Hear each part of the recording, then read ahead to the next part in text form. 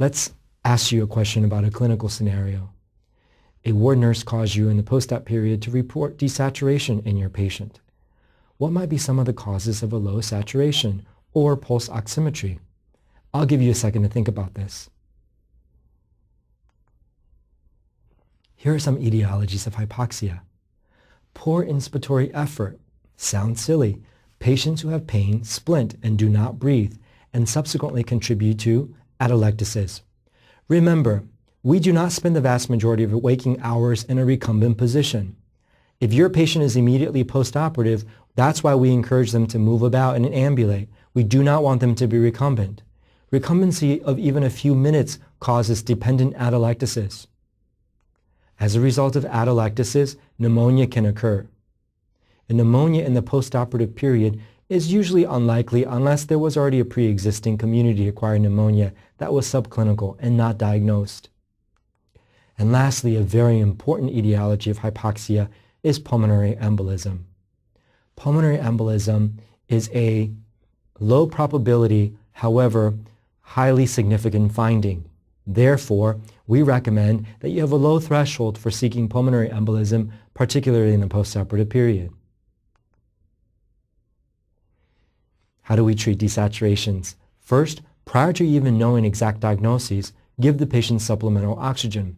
What if the patient's hypoxic because they're having a myocardial infarction? We want to make sure that enough oxygen is delivered to the systemic system, especially the coronary systems. Get an ABG, arterial blood gas. Maybe the information can be helpful in terms of diagnosing a pulmonary embolism. That is defined by hypoxia and hypocarbia, or low CO2. And sometimes chest x-rays are incredibly helpful, particularly if there's concern for pneumonia. If the clinical scenario warrants or fits, maybe there's a tension pneumothorax or a pneumothorax from your procedure. Let's move on to a different scenario. Now, you're on call and a different nurse calls and says, Mrs. Jones is difficult to arouse. What are you thinking? What's your differential diagnosis, particularly in the postoperative period? I'll give you a moment to think about this. Mental status changes are common in the hospital, particularly in the elderly. Here are some important questions I ask whenever I receive that call. First, is the patient protecting her airway? And remember from our trauma lectures that an intact airway or a conduit doesn't necessarily mean that the patient is actually moving air. That's the B of breathing. Remember, if the patient has an inability to protect airway or is not moving air, early intubation is recommended. Were there neurological findings consistent with a stroke?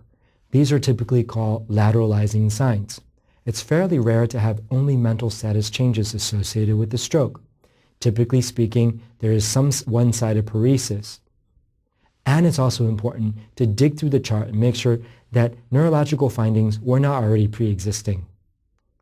Lastly, was there a recent sedative or anxiolytic medications administered? Particularly in narcotic-naive patients, small doses of morphine or fentanyl can cause significant mental status changes. And in the elderly patient, remember, sundowning is very common. When we are taken out of our familiar circumstances and surroundings, brought into the hospital and subjected to surgery, one shouldn't be surprised, particularly in the elderly patient population, that some people get confused. Are there any adjunctive studies that we should get? Well, we talked about an ABG. Maybe hypoxia is the reason why the patient has mental status changes. An EKG. An EKG may tell us whether or not the patient has had a myocardial infarction. Chest x-ray may explain why there may be a hypoxia, or maybe there is an infection that's causing the patient to have mental status changes. And of course, a CAT scan of the head to evaluate for either a space-occupying issue or a stroke. Remember, early on in a stroke, the CT head may be completely negative, and that might call for a repeat head CT. It's fairly unlikely for a patient to have a new onset bleed unless they fell in the hospital. Using DVT chemical prophylaxis alone has very, very low incidence of intra-hospital intracranial bleeding. Now let's go over some important take-home clinical pearls and high-yield information. Remember, sometimes in the postoperative period, you might have to institute therapy prior to knowing the diagnosis. For example, Mrs. Jones, who had altered mental status, although you may not know why she has altered mental status, if she's not having a protected airway or breathing, you will have to intubate the patient prior to having the actual diagnosis. After you manage the life-threatening deterioration, you then move on to further workup. High-yield information for your examination. Please consider pulmonary embolism in a patient who is hypoxic and hyperventilating. Hyperventilation is demonstrated on an arterial blood gas, or ABG, as low carbon dioxide. Thank you very much for joining me on this discussion of postoperative care.